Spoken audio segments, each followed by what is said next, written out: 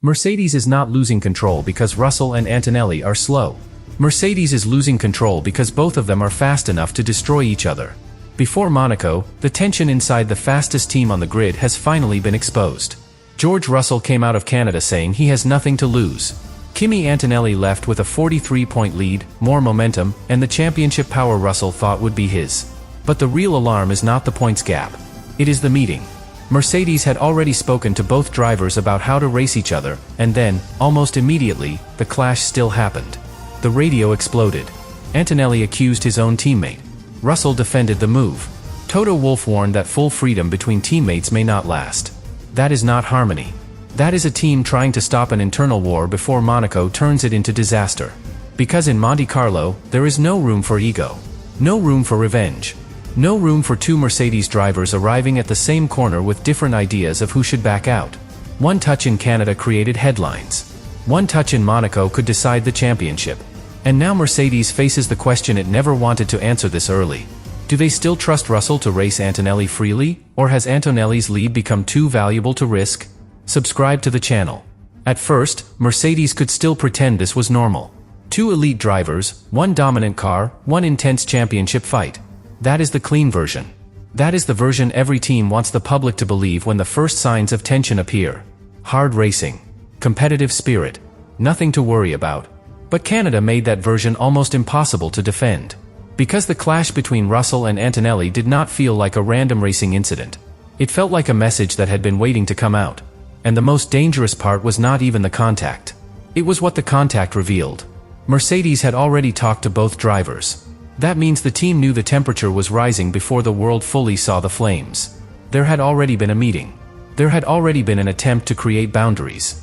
There had already been a quiet warning inside the garage that this rivalry needed control. Then, almost immediately, turn one happened. Russell defended hard. Antonelli felt pushed out. The radio exploded. And suddenly, the entire paddock understood something Mercedes had been trying to manage in private. This was not just a fight for position. This was a fight over authority. That is why Antonelli's words hit so hard. He did not only complain that Russell had closed the door. He did not only demand action. He did not only sound angry in the heat of the moment. He said Russell was his teammate. That word changed the whole meaning of the clash. Because when a Ferrari closes the door, it is a rival. When a Red Bull forces you wide, it is a fight. When a McLaren gives you no space, it is part of the game. But when the driver in the other Mercedes does it, the question becomes different. Was that still racing? Or was that a teammate ignoring the invisible rules? Every great Formula One team has those invisible rules. They are not always written down. They are not always explained to the public. But every driver knows they exist. You can fight, but do not destroy both cars. You can defend, but do not turn the team's strongest weekend into a crisis. You can chase the title, but remember that the car beside you is not just another opponent. It belongs to the same garage, the same engineers, the same championship plan. Antonelli's anger suggested he believed Russell had crossed that line. Russell's defense suggested he believed he had not. And that is exactly where internal wars begin. Not when one driver is clearly wrong. When both drivers believe they are right. Russell could point to the stewards. The move was not investigated. From his side, that mattered. No investigation meant no clear official wrongdoing. No penalty meant the move was within the acceptable limits of racing. But Antonelli could point to the meeting. And that may matter even more inside Mercedes. Because a move can be legal under the regulations and still be poisonous for the team. A driver can avoid a penalty and still damage trust. A defense can survive the rulebook and still leave the other side of the garage thinking, he knew exactly what he was doing. That is the gray area Mercedes now has to live inside. And gray areas are dangerous before Monaco. At Monaco, there is no room for misunderstanding. No wide escape road. No second chance after a late squeeze. No easy recovery if pride arrives half a second before judgment. At Monaco, the wall answers immediately.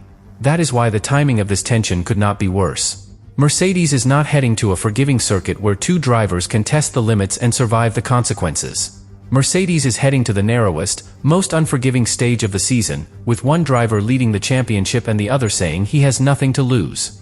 That combination is explosive. But to understand why, you have to look at how quickly the Mercedes hierarchy collapsed. Australia gave Russell control. At least, that is how it looked. He won the opening race. Antonelli finished second. Mercedes had the perfect 1-2 finish. The team looked united. Russell looked like the leader. Antonelli looked like the brilliant young teammate learning inside a dominant operation. But the data already told a more uncomfortable story. Antonelli was faster than Russell in one of the most technical parts of Albert Park. Not by enough to steal the headline. Not by enough to rewrite the result. But by enough for Mercedes engineers to notice. And in Formula One, the first person to notice the future is usually the data. It does not shout. It does not care about reputation. It simply shows the truth before everyone is ready to admit it. That was the first warning. Then China turned the warning into a result. Russell took pole, which should have restored order. A pole position is more than a number. It is a statement. It tells the garage that under the highest pressure, when the car is light and the lap must be perfect, the established driver still owns the moment. But the race told a different story. Antonelli used strategy to get ahead. Then he stayed ahead. That detail matters, because opportunity means nothing if a driver cannot hold it. Antonelli did not just benefit from the moment. He converted it into victory. Suddenly, he was not the rookie learning from Russell. He was the driver beating Russell. And after China, he led the championship. That changed the air inside Mercedes. Every team says both drivers are equal when the season is young. It is easy to say. It sounds fair. It keeps the garage calm. But points create pressure. Victories create gravity. And once one driver starts winning repeatedly, the team begins to feel the pull, even before it admits anything publicly. Japan made Russell feel that pull more painfully. He had pace. He looked capable of fighting back. Suzuka should have been a chance to reset the story and remind everyone that the Mercedes season still belonged to him. Then the safety car arrived at exactly the wrong moment for Russell, and the right moment for Antonelli. Antonelli gained. Russell lost the advantage he had been building. On paper, it was just race timing. Emotionally, it was another wound. Because drivers do not experience bad luck as isolated events when they are losing a title fight to a teammate. They carry it. They connect it. They feel the pattern forming even before they can prove anything is unfair. Russell later said it felt like the gods did not want him in the fight. That sentence mattered because it showed the frustration was no longer only about one race. He was starting to feel that the season itself was moving against him. And while Russell was trying to make sense of the setbacks, Antonelli kept winning. That is how a garage begins to split emotionally. One side believes it is being denied the season it deserved. The other side believes it is proving what the stopwatch already knows. Then Miami made the problem deeper. Antonelli won again. Russell finished fourth. But the real damage came from the explanation. The W17 seemed to suit Antonelli's style more naturally, especially in the way he managed the rear tires during demanding laps. For a casual fan, tire temperature can sound like engineering noise. But in a Formula One title fight, it can decide everything. Think of the tires like running shoes on hot pavement. Push too hard, and they start to lose grip. Treat them carefully, and they keep giving you speed when others begin to slide. Antonelli appeared able to keep those rear tires alive more effectively. Russell was fighting the balance. And once a driver starts fighting the balance, he is not only losing lap time. He is losing trust. He questions the braking. He questions the rear of the car. He questions whether the next corner will give him grip or take it away. And in Formula One, doubt is expensive. A small hesitation becomes a tenth. A tenth becomes a lost position. A lost position becomes a race slipping away. That is why Russell's comment after Miami was so important. He said the car was not giving him what he needed, and when there is no confidence, a driver cannot attack. That was not just technical feedback. That was a warning sign. Because if one Mercedes driver feels the car is naturally rewarding the other, every decision becomes sensitive. A setup choice becomes political. A strategy call becomes suspicious. A development direction becomes personal. Who is the car really helping? Who is Mercedes really listening to? Who is becoming the center of the project? That question followed the team into Canada. By then, Russell was not only behind on points. He was behind in the story. Antonelli had the wins. He had the momentum. He had the confidence of a driver who no longer needed to ask permission to be important. Russell had the experience, the status, and the memory of a season that was supposed to be his. That is why their pre-race comments sounded so different. Russell admitted he expected to be the main protagonist, and that had not happened. That was not anger. It was worse. It was public recognition that the role had changed. Antonelli answered like a driver who knew the power of the championship table. He said he was the championship leader, and that said everything about the current state of things. No insult. No drama. Just the scoreboard. And sometimes the scoreboard is the coldest weapon in the sport. By the time the two Mercedes cars reached turn 1 in the sprint, they were not only fighting for track position. They were fighting for the meaning of the season. Russell was defending more than the inside line. He was defending his authority. Antonelli was attacking more than a place. He was attacking the idea that he should still behave like the junior driver in Russell's team. And Mercedes was trapped between two truths. Russell had a right to fight. Antonelli had a right to expect control. That is why Toto Wolff's reaction mattered so much. He told Antonelli to focus on driving, not complaining over the radio. That was an attempt to cool the situation, to stop emotion from becoming the main story while the race was still alive. But later, Wolff admitted the bigger question. How should they race each other from now on? As if they are fighting another car? Or differently, because they are teammates? That question is the clearest sign of the internal war. Because when a team has to ask how its drivers should fight, it means the old understanding is no longer enough. It means trust has weakened. It means the team principal knows that freedom can become dangerous. And then Wolff warned that there would not always be complete freedom to fight between teammates. That is the sentence that points directly to Monaco. Because once freedom becomes conditional, every driver wants to know who will lose it first. Russell?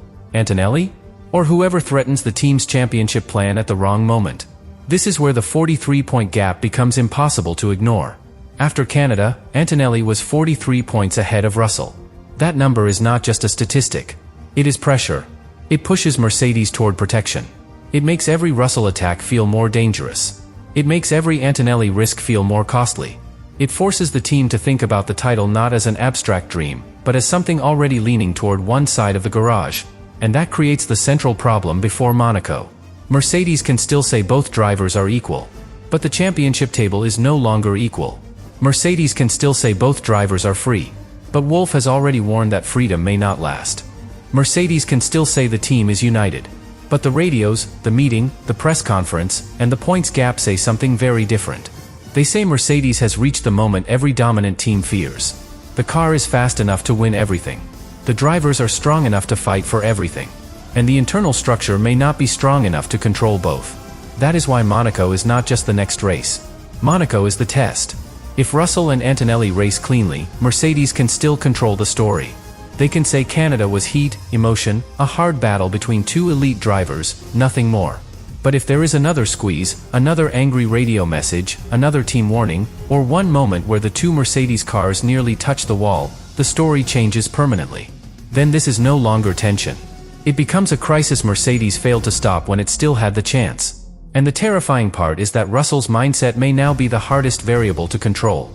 He said he has nothing to lose. For a fan, those words sound exciting. For Mercedes, they should sound like an alarm. A driver with nothing to lose does not drive like the championship leader. He does not calculate every risk through the same long-term lens. He may attack because the win matters more than the points. He may defend because pride matters more than strategy. He may refuse to become the second car in someone else's title campaign. And in Monaco, one refusal can decide everything. Antonelli, meanwhile, has everything to lose. That is the twist. He is younger, but he is carrying the championship lead. He is the one Mercedes may need to protect. He is the one whose race cannot be casually sacrificed in a personal fight. So Monaco places the two drivers in opposite emotional worlds. Russell arrives dangerous because the pressure has lifted. Antonelli arrives dangerous because the pressure has grown. One is chasing validation. The other is defending control. And Mercedes must somehow make them both behave like teammates. That is why this internal war feels so intense. It is not built on hatred. It is built on logic. Russell's logic says, I still have the speed, I still have the right, and I will not disappear. Antonelli's logic says, I am leading, I am winning, and the team cannot ignore reality. Wolff's logic says, we must win the championship without letting our own drivers destroy the chance. All three are understandable. That is exactly why the conflict is so difficult. If one side were clearly wrong, Mercedes could solve it. But both drivers have enough evidence to believe they deserve priority. And when two elite drivers believe they deserve priority, the team can only delay the choice for so long. Monaco may force it. Not with words. With track position. With strategy.